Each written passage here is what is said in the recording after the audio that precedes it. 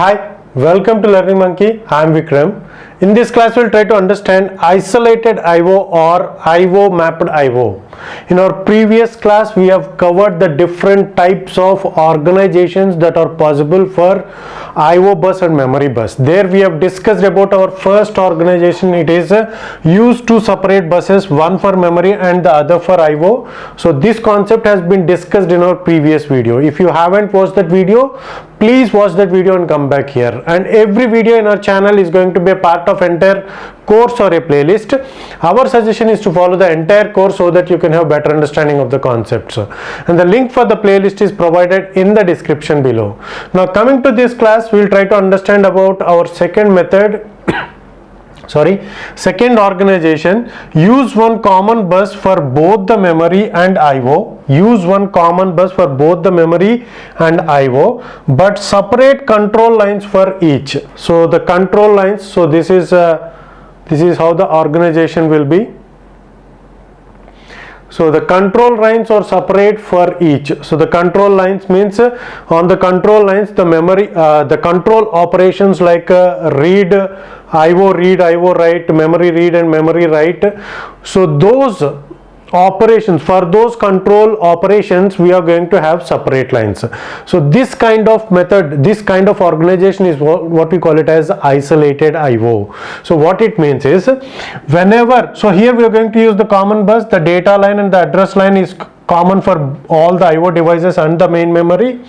So there the memory and the I/O devices are connected to a common bus.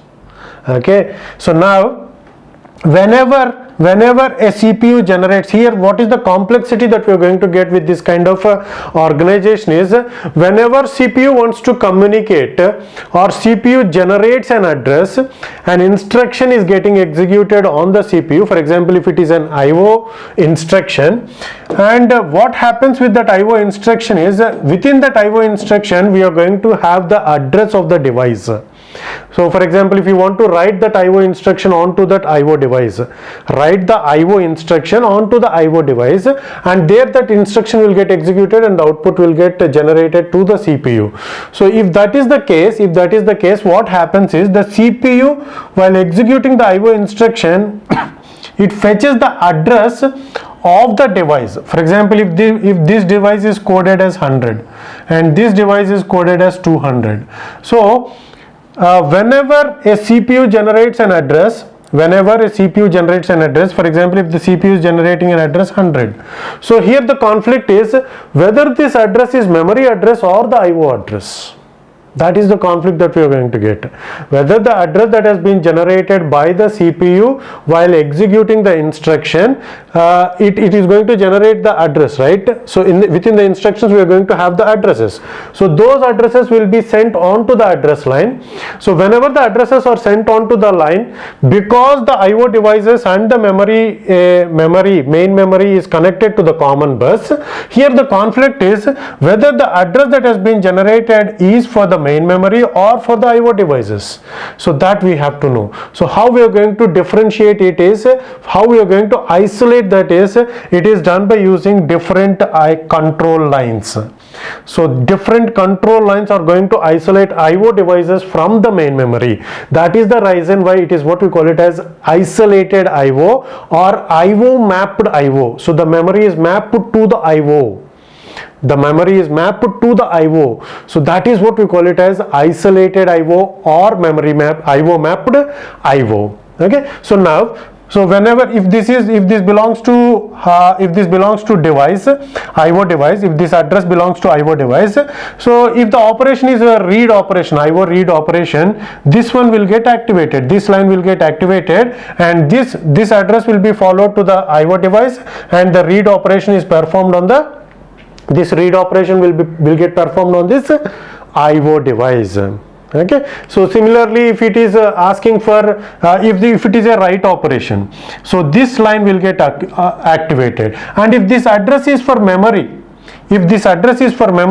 what the CPU will do is, CPU, if it is a read operation, it is read operation. For example, if it is store, Store is the instruction. Store is the instruction to fetch something, to read something from the main memory. Load is the operation. Load is the instruction which is used to store something onto the main memory.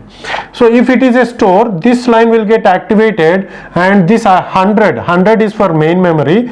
Because this line is getting activated, the 100th line will get the store operation, memory read operation will get performed. Similarly, load operation will get performed. If this 100 belongs to main memory, this one will get activated, and the memory write operation will be done. Similarly, the instructions for read and write is INP, and this is out. Write something onto the IO device. So get something from the IO device is IO read, IO write, or the corresponding instructions that we have covered in our basic computer organization. These are the corresponding instructions. So this is how we are going to isolate the IO devices from the main memory by using different control lines. That is the reason why it is called as isolated IO or IO mapped IO. So the memories are mapped to the IO. So this is what we call it as isolated IO. Hope you got the clarity on this concept. Thanks for watching. If you haven't subscribed to our channel, please subscribe to our channel and press bell icon for the latest updates. And if you have any doubts regarding this concept, please post your doubt in the comment section below. And if you feel that this video is helpful to you, please give us a like symbol, and please share this video with your friends so that they will also get benefited. Thanks for watching.